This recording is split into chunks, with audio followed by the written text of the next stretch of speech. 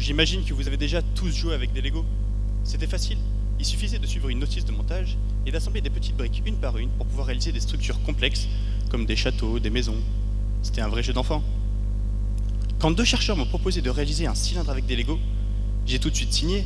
Ça va être vite fait. Une thèse, c'est pas si compliqué au fond. Qu'est-ce que j'étais naïf. Ce que je ne vous ai pas dit, c'est que les Lego en question font la taille d'une molécule.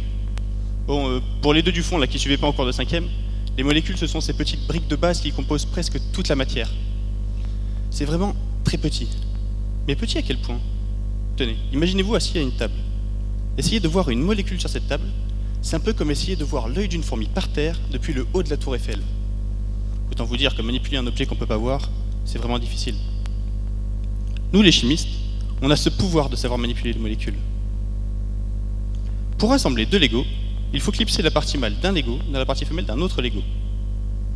Pour les molécules, c'est un peu pareil. Il nous faut d'abord les fonctionnaliser, c'est-à-dire leur donner un côté mâle et un côté femelle. Et ensuite, vu qu'on ne peut pas attraper les molécules comme on peut le faire avec des Lego, ce qu'on va faire, c'est qu'on va les chauffer, ou dit scientifiquement, les agiter thermiquement. De cette agitation vont naître des chocs entre les molécules, et si elles sont bien fonctionnalisées, elles vont commencer à s'accrocher. Et en général, ça marche plutôt bien, on obtient les structures qu'on veut. Bon, imaginez, c'est un petit peu comme si vous preniez un sac rempli de Lego, vous le secouez, et en versant le contenu par terre, vous avez une maison rouge, un château bleu. Bon, revenons à quelque chose de plus simple, un mur. Faire un mur avec des Lego, c'est facile. Mais tordre ce mur pour pouvoir en faire un cylindre, c'est beaucoup plus compliqué. Eh, vous avez déjà essayé de tordre un Lego? Non, c'est peine perdue. Non, pour réaliser un cylindre avec des Lego, il faudrait que les Lego soient souples. Nos molécules à nous sont composées de carbone.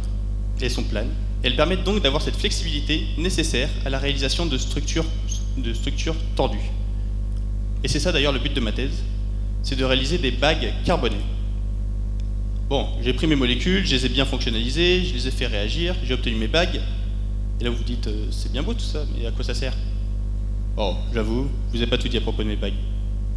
Le carbone dont elles sont composées est agencé de manière à leur donner deux super pouvoirs. Le premier, c'est que si on arrive à placer mes bagues dans un dispositif adapté, les électrons ce sont ces petites particules d'électricité, les électrons qui circuleraient dans ces dispositifs, ils circuleraient beaucoup plus vite que dans la plupart des métaux. Donc on pourrait remplacer de nombreux métaux lourds et toxiques dans vos téléphones portables, les ordinateurs. Le deuxième super pouvoir, c'est un pouvoir photovoltaïque.